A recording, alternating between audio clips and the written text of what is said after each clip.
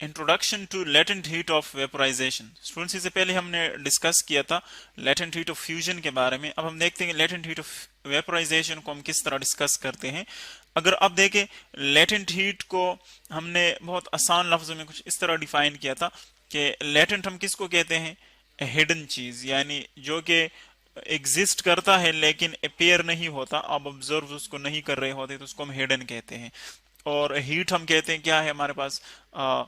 Transfer of energy, यानी जब एक ऑब्जेक्ट में या एक जगह पर थर्मल एनर्जी ज्यादा हो और दूसरे पर कम हो, तो हम कहते हैं कि ज्यादा वाली जगह से कम की तरफ वो ट्रांसफर होती है, और फिर इस ट्रांसफर ऑफ एनर्जी को हम कहते हैं हीट।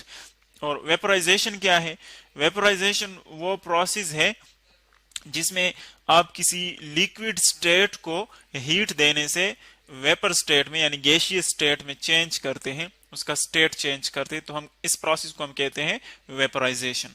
तो अगर आप देखें लेटेंट हीट ऑफ वेपोराइजेशन का मतलब क्या हुआ, यानी जब हम हीट दे देते हैं ऑब्जेक्ट को और वो लिक्विड से वेपर्स में कन्वर्ट होता है, लेकिन जो हीट आप दे रहे होते हैं वो हिडन रहता है। हिडन का मतलब क्या है कि उसका टेम्परेचर नहीं बढ़ता। तो हम आसान लफ्जों में अगर आप देखें तो लेटेंट हीट ऑफ वेपोराइजेशन का मतलब ये है कि अगर आप एक लिक्विड को हीट दे रहे हैं और वो जस्ट उसका स्टेट चेंज होता है, यानी जस्ट वो लिक्विड से गैसियस स्टेट में जा रहा है, लेकिन उसका जो टेम्परेचर है वो कांस्टेंट है, तो इस कांस्टेंट टेम्परेचर पर जब हम उसको हीट दे देते हैं, इस तरह की हीट को हम क्या कहते हैं? Latent heat. क्योंकि टेम्परेचर कांस्टेंट होता है तो इसीलिए हमको लगता है कि जो हीट हम दे रहे होते हैं वो अब यहाँ पर हिडन है, यानी वो टेम्परेचर को राइज नहीं कर रहा, इसीलिए इसको हम कहते हैं हिडन है, वो अपेयर नहीं हो रहा। तो अब हम इसको किस तरह एक्सप्लेन कर सकते हैं? अगर आप देखें, इसको मैं फॉर एग्जांपल फिगर ए का नाम दे देता हूं। ये हमारे पास फिगर ए है और जो हमने ग्राफ ड्रा किया हुआ है उसको हम फिगर बी का नाम दे देते हैं, वो फिगर बी। दोनों को साथ साथ डिस्कस कर लेते हैं। देखिए, फॉर एग्जांपल इस बीकर में हमने लिया है वाटर। ये जो कलर हमने शो किया हुआ है इसको आप वाटर कंसीडर कर ले, लिक्विड फॉर्म में है। हम चाहते हैं कि इस वाटर को लिक्विड फॉर्म से हम वेपर फॉर्म में कन्वर्ट कर लें, इसका स्टेट चेंज कर लें। तो अब स्टेट चेंज करने के लिए हम क्या करेंगे? लाजमी बात है, इसको हीट अप करेंगे, यानी इसको हीट देंगे।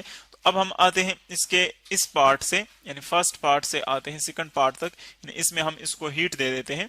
जो आप इसको हीट दे देते हैं, देखिए सेकंड बीकर में हमने इसको शो किया हुआ है, हम इसको हीट प्रोवाइड कर रहे हैं।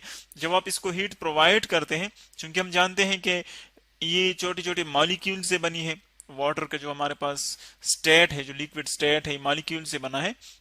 मॉलिक्यूल्स के दरमियान क्या है? इंटरमॉलिक्यूलर फोर्सेस हैं, यानी जिसको हम बॉन्ड्स कहते हैं। बॉन्ड्स वो एनर्जीज हैं जिनकी मदद से मॉलिक्यूल्स एक दूसरे को अपने साथ अटैच रखते हैं, यानी वो एक दूसरे से दूर नहीं जाते। इसी तरह जब आप इसको हीट प्रोवाइड करते हैं तो क्या होता है कि इस लिक्विड का जो टेम्परेचर है वो आहिस्ता आहिस्ता बढ़ता है, क्योंकि हीट एक्चुअली एनर्जी है, और जब कोई पार्टिकल एनर्जी गेन कर लेता है तो उसकी जो थर्मल एनर्जी है वो बढ़ जाती है। यानी आप बिल्कुल इसी तरह कंसिडर कर ले कि फॉर एग्जांपल ये एक पार्टिकल है, मॉलिक्यूल है, आप इसको हीट प्रोवाइड कर रहे हैं, क्योंकि उसकी अपनी भी थर्मल एनर्जी है, आप इसको और भी थर्मल एनर्जी दे रहे हैं, तो उसकी एनर्जी क्या होती है? वो बढ़ती है। और इस ग्रेटर एनर्जी को देके हम इस तरह के कर्व से शो करते हैं। ये जो कर्व लाइन हम ड्रा करते हैं, इसका मतलब है कि एनर्जी बढ़ गई। तो जब एनर्जी बढ़ जाती है पर पार्टिकल एनर्जी, तो जब भी इन पार्टिकल की एनर्जी बढ़ती है तो हम कहते हैं कि इसका टेम्परेचर बढ़ रहा होता है। यानी पर पार्टिकल एनर्जी को हम क्या कहते हैं? टेम्परेचर डिफाइन करते हैं। अगर पर पार्टिकल एनर्जी कम है तो टेम्परेचर कम होगा, पर पार्टिकल एनर्जी ज्यादा है हर एक पार्टिकल के पास तो टेम्परेचर ज्यादा होगा। जब आप इसको हीट दे रहे होते हैं तो आप देख रहे होंगे कि टेम्परेचर क्या होगा? वो बढ़ेगा, क्योंकि पार्टिकल्स की एनर्जी बढ़ती है। लेकिन एक पॉइंट ऐसा आएगा, एक फिक्स्ड पॉइंट, जिसको हम कहते हैं बॉइलिंग पॉइंट। बॉइलिंग पॉइंट किसी भी ऑब्जेक्ट का वो टेम्परेचर है जिस पर वो लिक्विड से गैसियस स्टेट में चला जाता है। तो इसी तरह हमारे पास हम जानते हैं कि वाटर का जो बॉइलिंग पॉइंट है वो कितना है? वो हमारे पास है 100 डिग्री सेंटीग्रेड। तो आप देखेंगे कि जब आप टेम्परेचर को 100 पर पहुंचा देंगे तो उसके बाद क्या होगा? इसका स्टेट चेंज होना शुरू हो जाएगा, यानी ये लिक्विड से गैसियस स्टेट में कन्वर्ट होना शुरू हो जाएगी। आप देखेंगे कि वेपर्स बनना शुरू हो जाएंगे। लेकिन इस 100 पर जितना भी आप इसको हीट प्रोवाइड करेंगे, इसकी टेम्परेचर में कोई चेंज नहीं आएगा। यानी जो हीट आप दे रहे हैं वो क्या है? वो हिडन है, जिस तरह कि हमने ऊपर लेटेंट हीट में पढ़ा। कि ये हीट टेम्परेचर को चेंज नहीं करेगा। तो जब टेम्परेचर को चेंज नहीं करेगा तो हम कह रहे हैं कि फिर जो हीट हम प्रोवाइड कर रहे हैं वो किधर जा रहा है, वो डिसअपीयर क्यों हो रहा है। तो चूंकि हम देख रहे होते हैं कि स्टेट चेंज होता है, इसका मतलब ये है कि जो लिक्विड का स्टेट चेंज हो रहा है, इसका मतलब ये है कि जो हीट हम प्रोवाइड कर रहे हैं वो बॉन्ड्स ब्रेकिंग में यूज हो रहा है, क्योंकि इनके दरमियान बॉन्ड्स हैं इन मॉलिक्यूल्स के दरमियान। तो इसीलिए जो हीट आप इसको प्रोवाइड करते हैं वो इस बॉन्ड को ब्रेक करने में यूज होता है, यानी मॉलिक्यूल्स को एक दूसरे से सेपरेट करने में यूज हो रहा है, और जो इनकी थर्मल एनर्जी है उसको नहीं बढ़ा रहा। तो इसीलिए हम कहते हैं कि जो हीट आप उसको दे रहे हैं वो टेम्परेचर को राइज नहीं करेगा, लेकिन तब टेम्परेचर राइज करेगा एक पॉइंट पर कि जब सारा का सारा लिक्विड जो है वो गैस में कन्वर्ट हो जाए, यानी जब सारे बॉन्ड्स ब्रेक हो जाए। फिर उसके बाद तो चूंकि बॉन्ड्स नहीं रहेंगे, इसीलिए फिर बॉन्ड्स ब्रेकिंग में हीट एनर्जी यूज नहीं होगी। तो उसके बाद जो है जो हीट ऑफ एनर्जी उसको दे रहे होते हैं वो इन पार्टिकल्स की थर्मल एनर्जी में इंक्रीज करना शुरू कर देगा, और जब थर्मल एनर्जी फिर इंक्रीज होगी तो हम कहेंगे कि टेम्परेचर बढ़ रहा है।